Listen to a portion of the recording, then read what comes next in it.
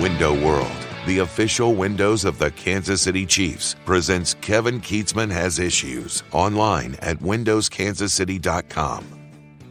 Did anyone else get the feeling Saturday watching the Kansas City Chiefs that this is the stuff that history is made of or legend is made of? Patrick Mahomes with an ugly-looking ankle injury in this game, and it did not look like he was going to return. We saw drama on the sideline. They essentially took his helmet away from him, said, you're going to have to get an x-ray done. We're not putting you back in the game until then. After he fumed and got into it with the trainer and Andy Reid and threw his coat on the sideline, Patrick Mahomes got a negative x-ray, got taped up, came back, still didn't enter the game, watched Chad Henne go 98 yards to score a huge touchdown in this game.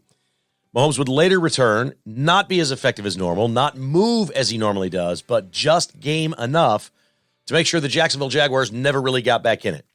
Mahomes was only good on Saturday, but there was something legendary about the performance in light of what he must have been dealing with the ankle.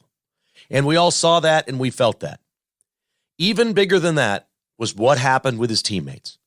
It's one thing to have a bad ankle, go out there and be half of what you normally are, not be able to move the way you do, not be able to plant your foot and throw the way you normally do. That's all. That was the story everybody was talking about. What everybody missed was what the other 52 players did. I mean, you can't even, I was mentioning with a friend yesterday, we went to the game with John Gillette and his wife Lee, the owners of Window World, great people. And I said, the owner of a team like Clark Hunt pays $7 million over 2 years to a guy like Chad Henne to basically carry a clipboard, come to practice every day, whatever. Best money you ever spent. When that guy gets called on in a game like that and goes 98 yards, Andy Reid simplified the playbook, didn't give him a bunch of reads, said, look, it's a one-read throw. We're going to do this. It's going to stay simple. It was just remarkable to see him step up and play. Is Chad Henne great? No. Can the Chiefs win the Super Bowl if Henne has to start the next two games? No, I don't think so. But just like the rest of the roster, everyone stepped up. Travis Kelce had an historic day. 14 catches, 98 yards, 2 touchdowns. That was a tight end record for a playoff game with 14 catches. 15 is the all-time record for anyone. So Kelce just continues to pound down all kinds of records. He now has the second most catches all time in postseason history. Just a remarkable career Travis Kelce is having. The special teams, Butker was better. He stepped up. The kick coverage was not good. The Chiefs need to shore that up. They cannot give up big field position next week when they play the Bengals or the Bills. We're recording this podcast on a Sunday morning before the Bengals and Bills play. Patrick Mahomes matched Aaron Rodgers and Peyton Manning for the most championship games appeared in now with 5. 5 in 5 years. Aaron Rodgers and Peyton Manning had 5 in their career. This was a remarkable day watching the players step up. Collectively, what stood out to me was the players on the defense. And I know you've been listening to the podcast. We've been talking about this the last couple of weeks, that this Chiefs team is different than the other Chiefs postseason teams. They seem to have something defensively the other Patrick Mahomes, Andy Reid teams did not. Look, I'm not predicting the Chiefs defense is going to go win the next 2 games and the Chiefs are going to win the Super Bowl. What I'm saying is there are stretches of time in a game where the Chiefs defense is so dominant that it becomes very difficult to beat the Chiefs if they build a lead. And that's what we saw here. Jacksonville's a good football team. The Chiefs, with an injured Mahomes and Chad Henne playing and all the things that were going on in the weather, they were not going to pull away and score 40-some points in this game. That was never in the books. Andy wasn't even going to try to do that. I think Andy Reid just coached the best game I ever saw him coach. I don't think he's the greatest in-game guy. I think he's brilliant offensively. His play calling is good. I don't think he's the greatest game strategy guy ever. I think he, like the fans, I think he gets caught up in having fun. Let's do what's fun. Hey, this is fun. Let's do the merry-go-round against the Raiders.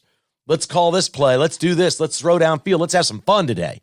Let's bring lots of blitzes. Let's come from the edges. It's fun football. And Andy Reid settled into something yesterday that was really hard for him to do. He had to get in his quarterback's face and say, you're not playing. You're not playing. That was a tough thing for Andy Reid to do. It was a tough thing for Patrick Mahomes to hear. But even tougher was Andy Reid saying, I've got to manage this game. We're going to run the ball. We're going to play defense. We're not going to go for 4th and 6 inches. We're going to punt it. By the way, the Chiefs are it's not just that they're not good. They're a bad short yardage team. The single biggest frustration I have with Andy Reid right now is he has had all season to look at film of the Philadelphia Eagles and what they do on fourth down. I call it the bunch play. It's a rugby formation behind the quarterback. If he doesn't want to do it with Mahomes, put Chad Henne in the game. They used Noah Gray in sort of a situation that way on Saturday, but it wasn't the right setup, and he didn't have the right people in there. He had Travis Kelce behind pushing. It's not enough. You need two big bodies behind somebody under center standing right there, and the defense knows exactly what you're going to do. But it needs to be your quarterback. It needs to be Henne. If you don't want to use Mahomes, it needs to be Henne. I don't care if you put Chris Jones out there. Jones and Noddy be just fine with me. Send him out there and just go and push. And we're going to push this guy across the goal line or the first down line or whatever it may be. The Chiefs just do not have that play. They have no power game in their arsenal. There's no power running back, and there's no power third or fourth and short play in the arsenal. And part of the reason is they do not want to push Patrick Mahomes before he was injured. They don't want that play because they don't want to hurt Mahomes on a play like that. I sort of understand it. I sort of don't. If that's the case, put Henne in the game for those plays. You're paying him a salary. That's a big boy. Henne's a big boy. Put him in there. Let those beef eaters just pound him. I'd love to see that. But this defense stepped up in a way that we just haven't seen before. And it was all, I don't know what they said on the sideline. I heard some of the comments after the game. I don't know what Spagnuolo said to him. I don't know if Andy Reid challenged him. I don't think they had to. To me, this was probably amongst themselves. This is player to player, and this is real growth because the Chiefs have a young defense. You know, I thought maybe the guy that was going to make a big play, I said, a rookie corner is going to make a big play this week. It's going to be McDuffie, some big play. What was Jalen Watson? He made the huge jump up, one-handed grab to seal the game pretty much at the end. Unbelievable interception. Not a big-time draft choice. Good player. Looks like he's going to be around a long time. The Chiefs have young players that now feel like they know how to play in this league. And somehow, some way, whether it's Nick Bolton or Chris Jones or whoever it is that's gathering them up in the huddle or saying whatever, they maybe it was just completely unspoken. They took it upon themselves to win the game, and they did. They were better than the 20 points they gave up. They didn't give up many yards. They got a couple of huge takeaways when the game mattered most. They played smart with the lead and made the Jaguars punt. It was just a tremendous defensive performance. And do not diminish this and say, well, it's just the Jaguars. It's just their offense. They can't play. Christian Kirk is a stud. Trevor Lawrence has come on in a huge way. Second highest rated passer since week 9 in the NFL. It's a legit challenge. I don't care what anybody says. It's a playoff team. Doug Peterson's coached a Super Bowl winner. He knows Andy Reid's offense. They've got the playbook. They had some really nice plays that they executed in this game. I don't care what anybody says. We get caught up in, it's not Justin Herbert. Well, what's Justin Herbert? Trevor Lawrence now has done more than Justin Herbert. It's not Joe Burrow. It's not Josh Allen. Okay, maybe let's go play this week and see if that defense doesn't play well again. Or at least better than what we've seen. Man, we're all going to talk about and focus in and lock on Patrick Mahomes. There's no question, and we should. He's going to get an MRI on Sunday. We'll see what those results are. They're going to tape this thing. They're going to shoot it up. They're going to do whatever they got to do. They may have to change the offense. They did yesterday. He became a pocket. Did you see how clean his pocket was after he got hurt? That's the offensive line saying, okay, I know now he's not magic. He's not Houdini back there anymore. We got to keep him completely clean so he can throw. There's not going to be a whole lot of stepping up, stepping out, scrambling around, throwing it left-handed. That wasn't in the cards once he got hurt.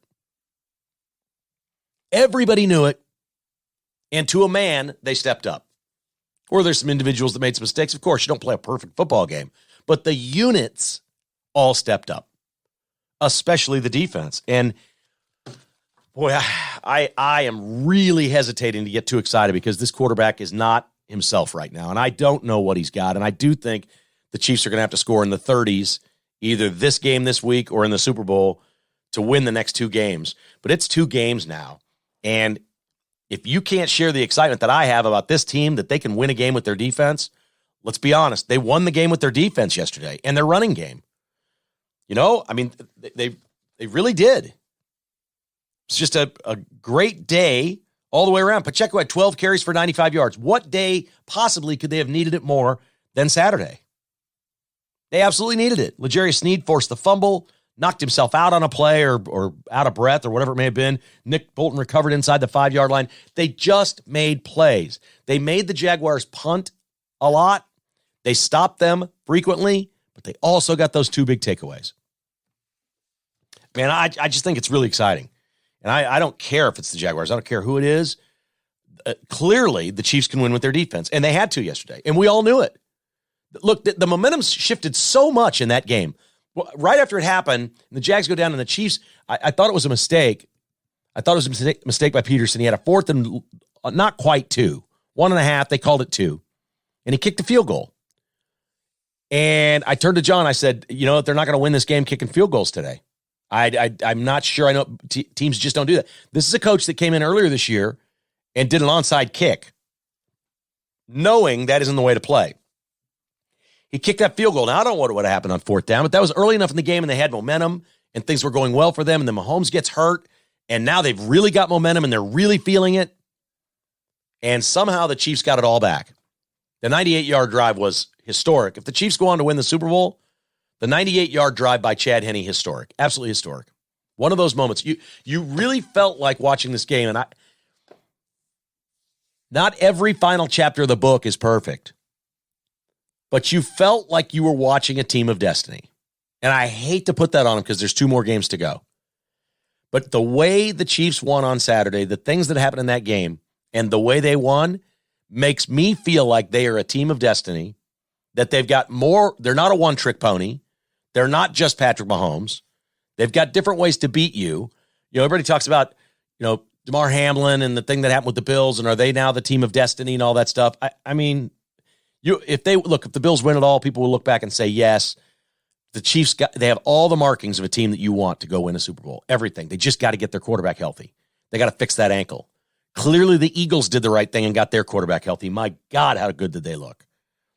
I mean, if you're in Vegas right now, the odds-on favorite to win the Super Bowl has to be the Eagles. And it's never easy.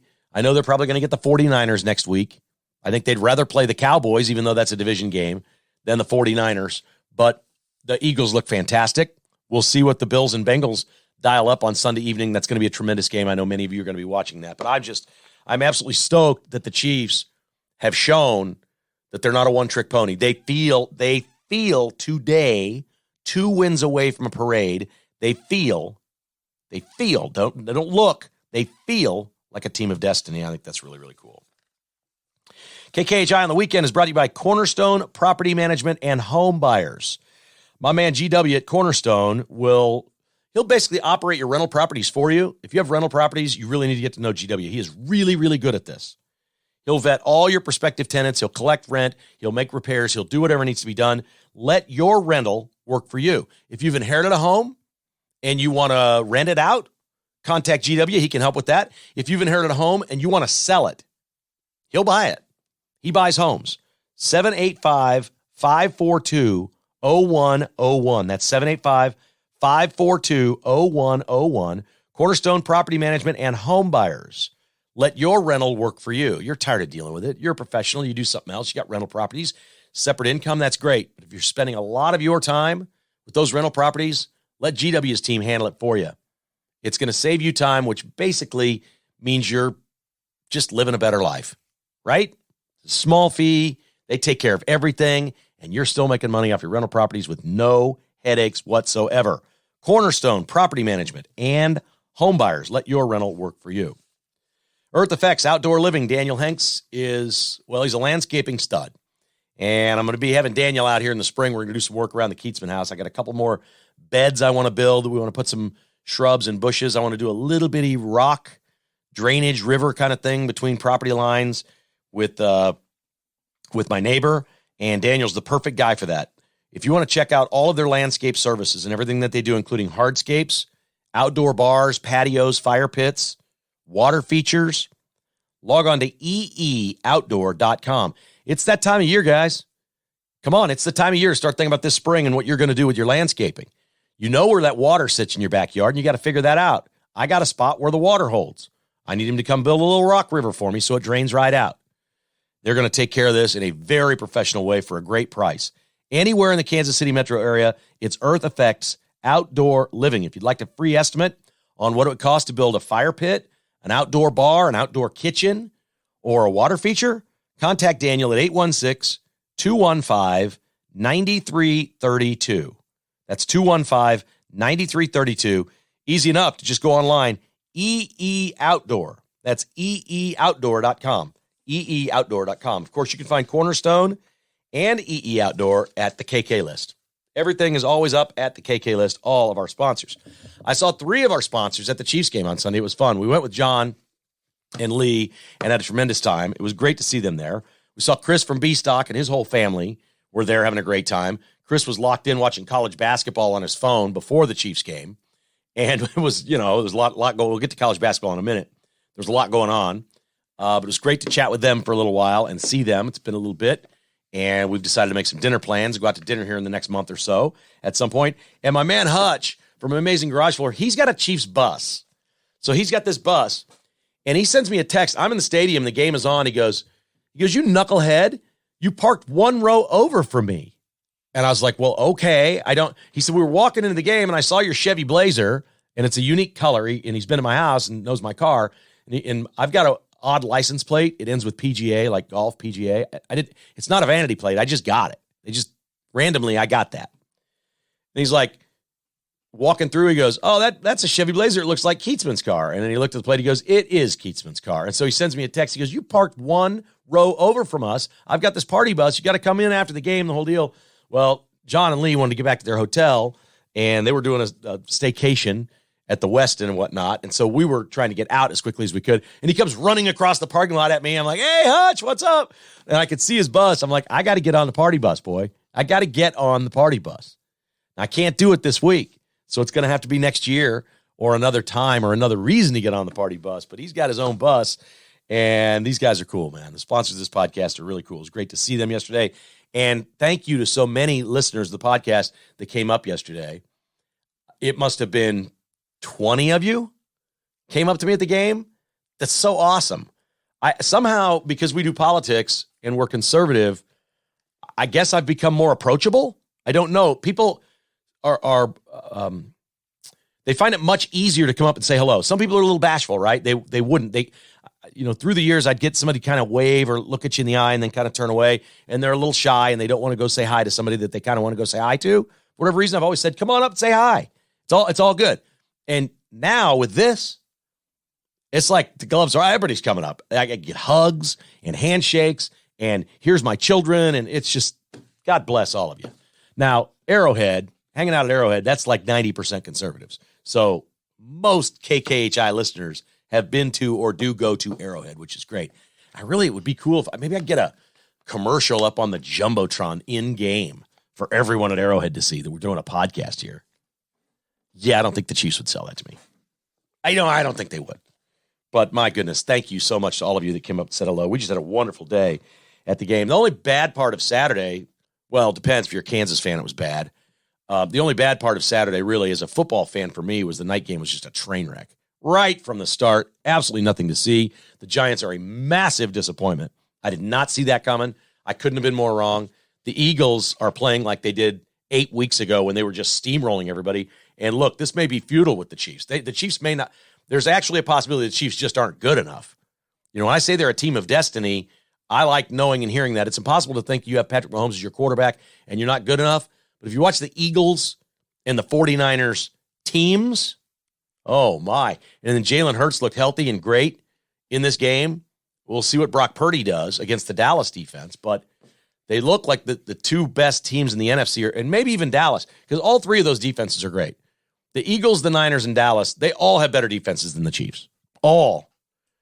But the Chiefs are in the discussion. They're playing some defensive football, which is just huge and so fun.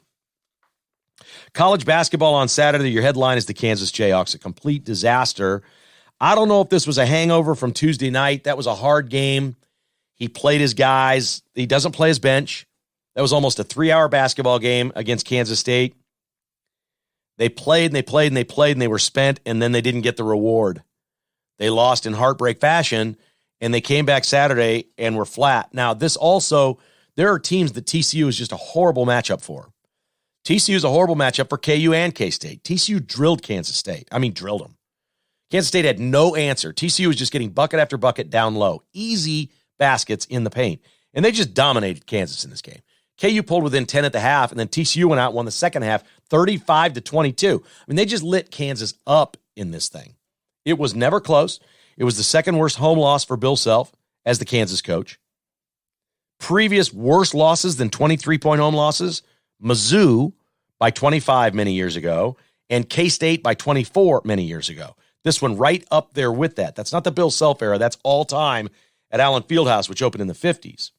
TCU's bench outscored Kansas 39-5. Fans were leaving Allen Fieldhouse with 6 minutes to go. Bill Self, after the game, said they basically whooped us in every way. He even said they chew gum and tie their shoes better than us, or at least they did today. And he was not blaming his offense. Jayhawks only scored 60 points. Wilson had a big game. He had a very big game, 30 points again.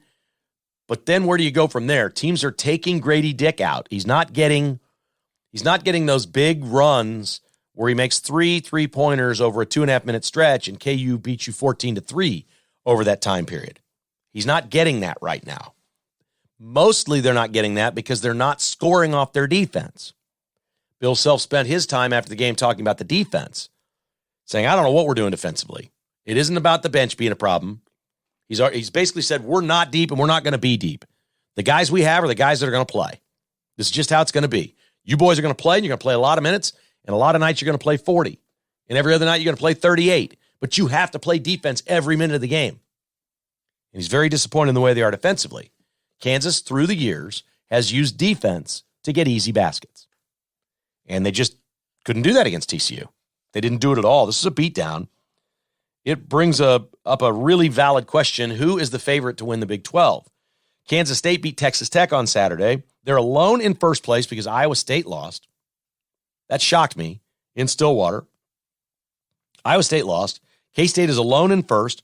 Right now at CBS Sports, Kansas State is 17-2, alone in first in the Big 12, the toughest league, and projected to be the number 1 seed in the tournament. Are you kidding me? What's going on with college basketball this year? This can't be that easy. We've said this before. It can't be that easy to just go grab a whole bunch of guys for 1 year. A lot of them are 1-year players. And put it together with old players and be this good. Look, I think the schedule's going to get harder for Kansas State. I say that, but they've already won at Texas and at Baylor. Those are big. But I don't think that means anything about beating Texas or Baylor at Bramlage. Every game with Kansas State is going to be close. And this game with Tech on Saturday was pretty close until the last few minutes. K-State pulled away. It's playing with fire. You know it is. But they win those games. I can't believe this will hold up. I do not think Kansas State is winning the Big 12. I don't. I think it's going to get tougher and tougher and tougher as they go. I'm not saying they're lucky. I'm not saying they're not good. I just don't think they're a Big 12 outright champ and a 1 seed. But I'm not sure that team exists. Whoever wins the Big 12 has probably a really good shot of being a 1 seed. And should, because it's the toughest. I spent years saying the Big 12 was not the toughest league. You know, the metrics showed that it was, whatever. But Kansas just dominated the thing. Nobody else was any good. Look, Baylor's won titles. Kansas State won the Big 12 3 years ago. People don't remember that. Bruce Weber won it twice or shared it, however you want to look at it. But other teams have stepped up, and they're good. TCU obviously is really good. Baylor has an unbelievably great program. Texas is loaded with talent. There are teams here in this league, and it's different than it was before. These teams are capable of beating Kansas. They're capable of winning a national title. Baylor proved that. So the league is now what people said it was 15 years ago, and I don't think it was 15 years ago. I thought the Big 10 was. But now the Big 12 looks like it's just legit. They went out and beat everybody in the non-con. Yes, they're beating each other up, and I think it will even out. I don't think anybody's going to have a glossy record. I think they're going to all wind up with 4 or 5 losses by the time this thing is done. I think they're all going to beat each other. We do have 2 teams at the bottom, Texas Tech and West Virginia, that I think are right now combined 1-13. So not good there. Boy, you don't want to lose to one of those teams. If you want to win the Big 12, you better not lose to one of those teams. You better not. So it's fascinating. Missouri played Alabama on Saturday, shorthanded and got handled. Now, when I watch Alabama, they look a heck of a lot better. They'd be a 1 seed right now, and your SEC champs. They look a heck of a lot better to me than K-State. Because right now the comp at CBS Sports or any bracketology or anything is Alabama, 1 seed from the SEC. K-State, 1 seed from the Big 12. That doesn't compute in my brain. And I like this Kansas State team, and I think it's an amazing story. I think the season is too long for them to hold on. We are not even halfway in the Big 12 yet. I just do. We'll see. I can't tell you who I think is going to win it. Most people thought TCU had the best chance, and we've seen why. Because they just flat out pounded Kansas and Kansas State. But then they do something like go to West Virginia and lose by 15. And you can't figure that out. They weren't really competitive in that game. And I don't know why. I can't figure that out. They're a matchup nightmare, and they've returned everybody from last year. They're an old team with lots of size. TCU should be better than it is, and maybe they will be. Maybe as the season plays out, maybe they win 8 in a row now and take over first. I don't know. I just know that they're really, really good, and they've underachieved a little bit in league play so far. Baylor started slow in league play. They lost at home to Kansas State. They're coming on. They're just winning games. You know Baylor's going to be a factor. Kansas is going to be a factor. I don't know what's going to happen in this league. But I'll tell you what, I'm sure impressed with Alabama. And it wasn't just because they beat Missouri the way they did. I didn't watch the game. I just watched the highlights this morning. But I've watched Alabama play enough. They're legit, man. They're 17-2, 7-0 in the SEC. And Missouri was a little shorthanded in this game, and Alabama just whooped them, 85-64. That's just not a horrible thing for Missouri. Would you like to have been more competitive and see where you are and say, hey, listen, we might be able to beat some of the better teams? I don't know if Kentucky's one of the better teams. I'm talking about the elite, the 1, the 2, and the 3 seeds in the tournament. A lot of basketball left for Missouri. A lot of basketball left. Losing to Alabama is not going to end your season. Good stuff.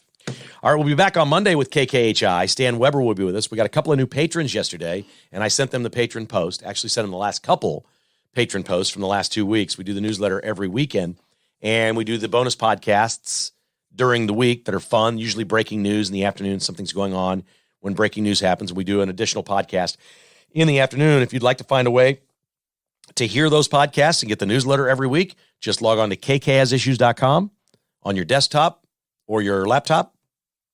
It takes about 3 minutes to sign up. It's $5 a month. Click on Become a Patron, and you're in, and you'll get the bonus content. You'll be supporting the podcast. We certainly appreciate that. As an independent media company, we're completely unaffiliated with anyone else. I have no affiliations with anyone else in any media, and I like it that way. We've had offers. Hey, do you want to do that? Nah. Not if your corporation has any say in anything we're doing here. No. It's a big fat no. So we're doing it our way, the independent way, and that means we need great sponsors that we talk about and wonderful listeners that support the sponsors as you do, and we could use a few more patrons. Certainly wouldn't hurt. kkhasissues.com if you'd like to sign up and become a patron and get the additional content that we create each and every week here at Kevin Kietzman Has Issues. If you're ever looking for anything retail, goods or services, we have many advertisers on the KK list that are not on the podcast. You've not even heard of them. They're just on the list. You want to go see these great conservative businesses, I mentioned Richard Smith, his insurance company. If you want to switch insurance to someone that you know loves the podcast and is conservative and all these great things, log on to the KK list. You'll see all the business. Jay Hepler and his benefits business. He does me and Jessica's health insurance, and he does anyone from a company of 1 to a company of 1,000. He can insure your company. He might even save you some money. If you want to switch your healthcare insurance, you're an employer, you own a business, you want to get a quote from Jay Hepler, go on the KK list and get his information. It's all right there, and see if he can beat what you're doing. Shop with them, and they're just great conservatives. But anyway, there's a whole bunch of people there from home services and retailers and all kinds of cool stuff at thekklist.com. Love you giving that an opportunity if you can, and we always appreciate you listening to the weekend edition of the Chiefs Postgame edition of Kevin Kietzman Has Issues.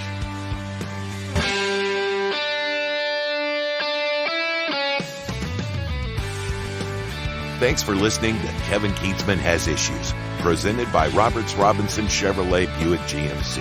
To get exclusive patrons-only podcasts, receive a weekly newsletter, and attend in-person patrons-only parties, visit kkhasissues.com and become a patron today. This has been a production of Crooked Tail Media Incorporated.